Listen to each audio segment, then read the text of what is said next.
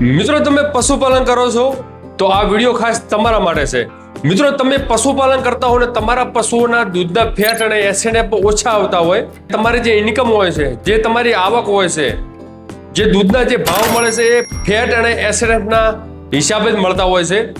પણ મિત્રો તમારા પશુઓમાં ફેટ અને એસએનએફ ઓછા આવે છે એ તમારી ભૂલના કારણે હોય છે।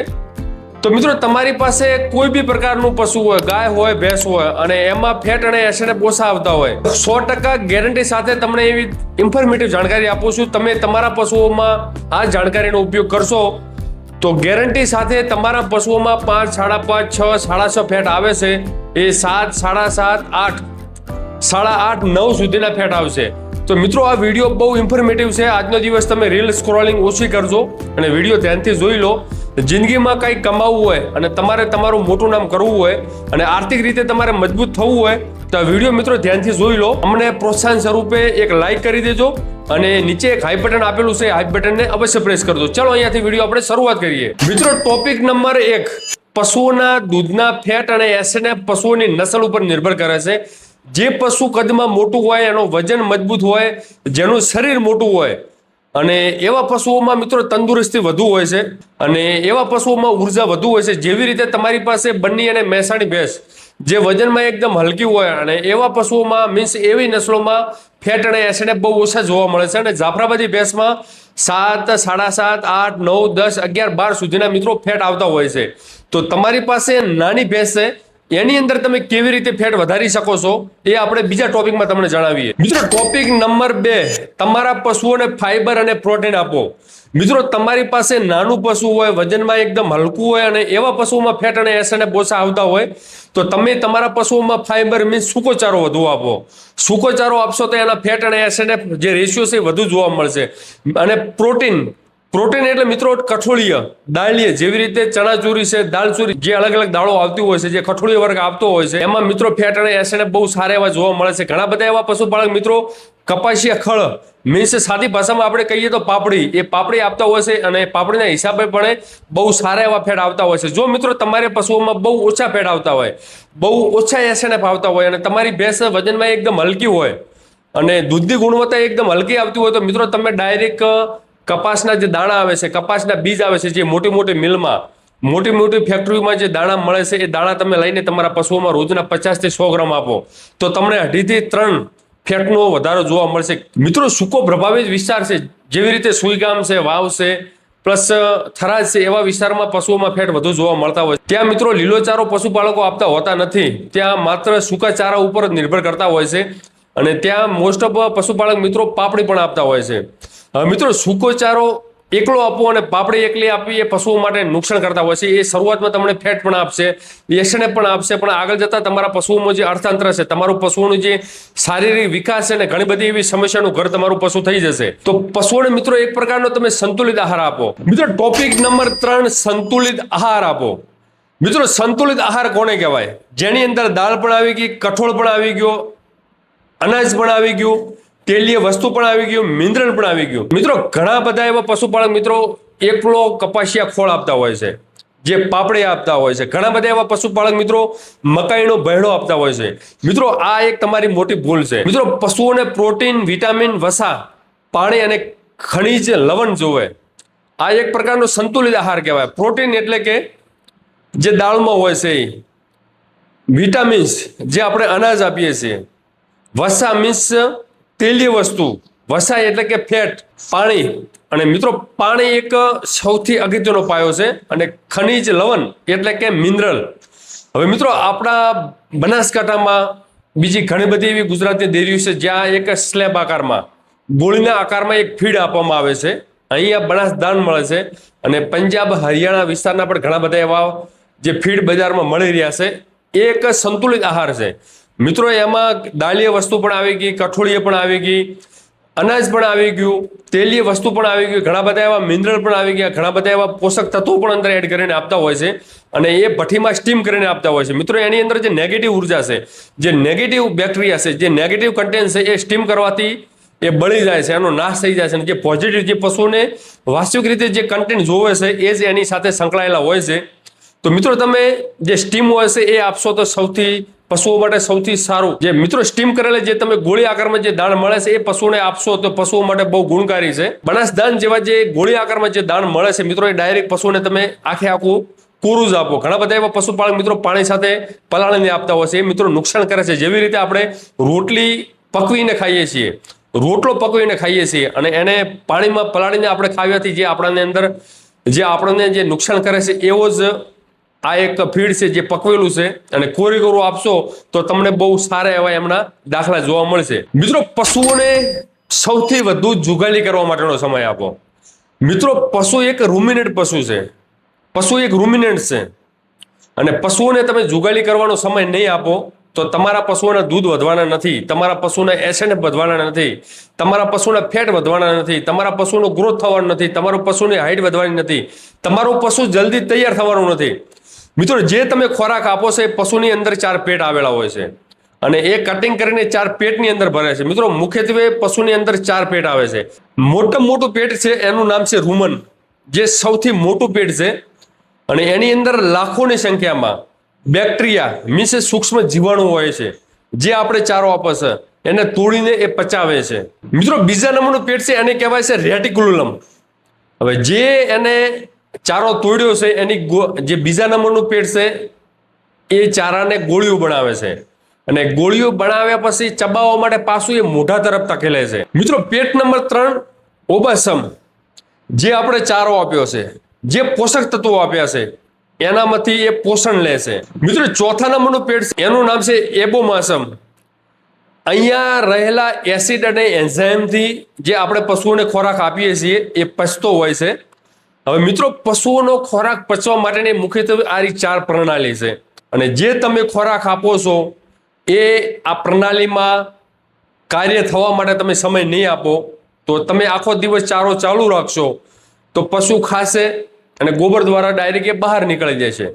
તો મિત્રો પશુઓને પ્રોપર જુગાલી કરવા માટે આ 4 પેટની ટોટલ વર્ક કરવા માટે, આ 4 પેટોમાં ટોટલ સંપૂર્ણ વર્ક કરવા માટે એમને સમય આપો. મિત્રો 24 કલાકની અંદર પશુને 18 થી 20 કલાક જુગાલી કરવા માટે એટલે કે વાગળવા માટે સમય તમે અવશ્ય આપો. ઘણા બધા એવા પશુપાલક મિત્રો સવારમાં નાખતા હોય છે, 11-12 વાગે ચારો આપતા હોય છે, 1-2 વાગે ચારો આપતા હોય છે, સાંજે પણ ચારો આપતા હોય છે. મિત્રો આ એક સૌથી મોટી તમારી મિત્રો ભૂલ છે. જ્યારે પશુ નિરાતે બેઠું હોય તમે ચારો નાખો એટલે પશુ પાછું ઊભું થઈ જાય ને ચારો ચાવીને પાછું એ પોદરા દ્વારા મીન્સ ગોબર દ્વારા એ બહાર ફેંકી દે. મિત્રો તમે જે ચારો આપો છો એક સમય આપી દો, સવારમાં જેમ બને વહેલો આપી દો, દૂધ નીકળ્યા પછી તરત જ, અને પછી પશુને માત્ર 24 કલાક પાણી સિવાય બીજું કોઈ આપવું નહીં. સાંજે પણ તમે મિત્રો પશુઓને દૂધ દોહ્યા પછી ચારો આપી દો. જેટલો આપો એટલો, વધુ આપવો તો તમે એક જ ટાઈમ આપી દો. મિત્રો સવારના 7 થી 7 વાગ્યા સુધી વચમાં કાંઈ ચારો દાણો આપવો નહીં.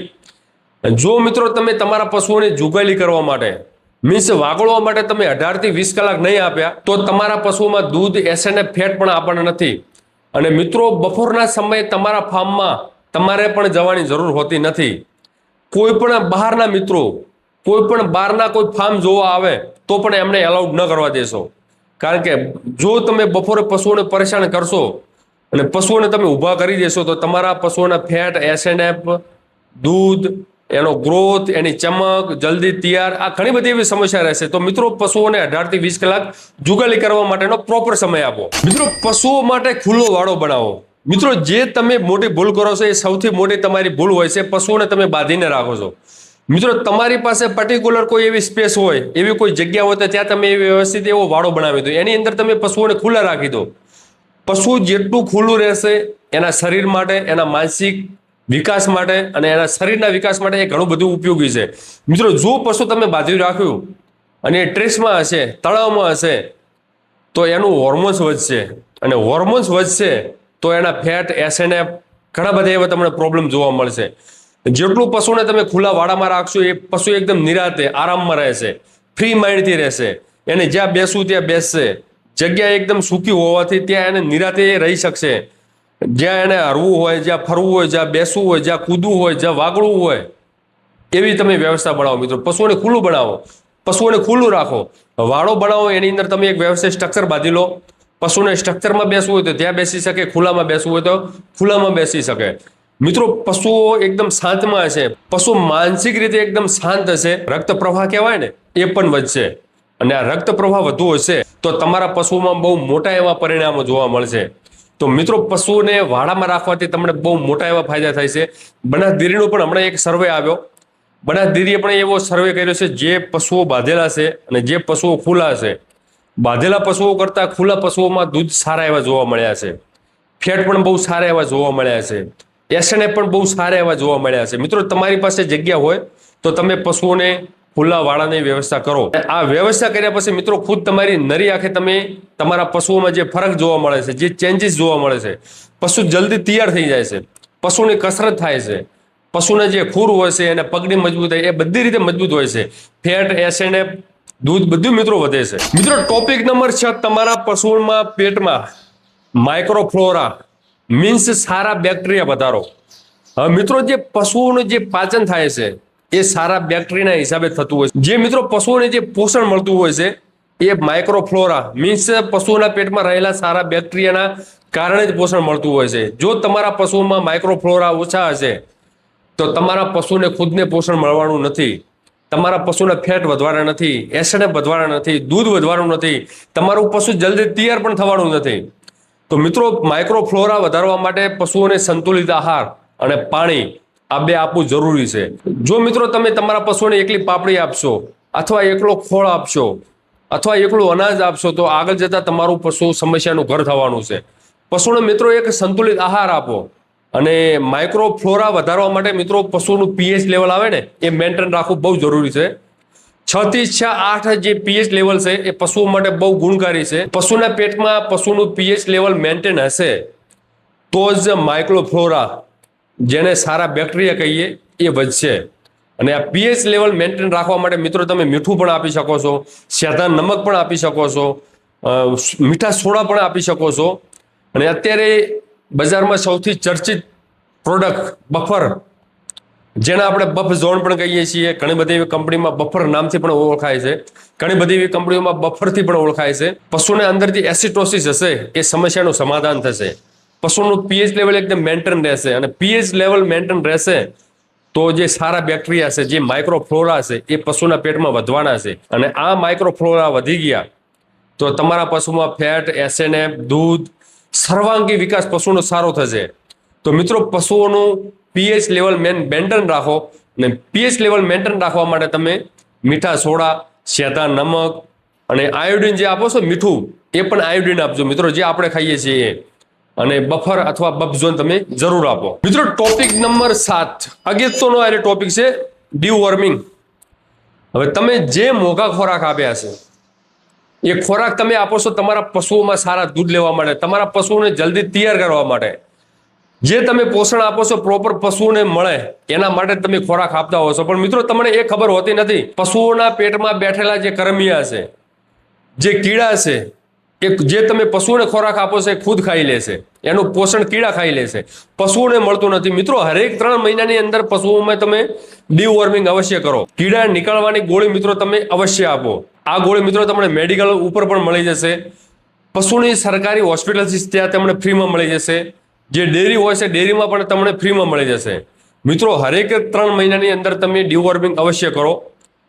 અને એ ગોળીઓ પણ મિત્રો અલગ અલગ પ્રકારની આવતી હોય છે. જે ગાભણ પશુ છે એના માટે પણ અલગ પ્રકારની આવતી હોય છે, જે ગાભણ નથી એના માટે પણ અલગ પ્રકારની આવતી હોય છે. જે તમારા નાના પાડા છે એને તમે બહુ સારા દૂધ પાવો છો, સારા તમે સપ્લિમેન્ટ આપો છો, બચ્ચા દાણ આપો છો, હિફર આપો છો, એમને પણ મિત્રો આ ડીવોર્મિંગ અવશ્ય કરો.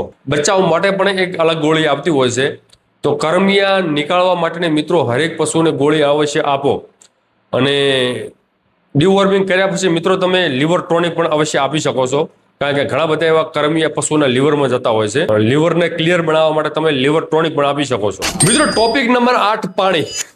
હવે મિત્રો, તમે જે મોંઘા ખોરાક આપો છો, જે સારા સપ્લિમેન્ટ આપો છો, જે લીલા ચારા આપો છો, જે સાઇલેજ આપો છો, જે તમે ફીડ આપો છો, મિત્રો તમે ડીવોર્મિંગ પણ કરો છો. પણ મિત્રો, તમે પાણી પશુને નહીં આપો તો તમારા પશુનો વિકાસ થવાનો નથી. તમારો પશુનો જે વિકાસ છે, તમારો પશુ જે જલ્દી તૈયાર થાય છે એક પાણીના હિસાબે તૈયાર થાય છે. મિત્રો, તમારા પશુમાં પાણીની કમી એટલે તમારું પશુપાલન ફેલ કહેવાય. મિત્રો, પશુને દૂધ બનાવવા માટે પાણી એક સૌથી અગત્યનો ભાગ ભજવે છે.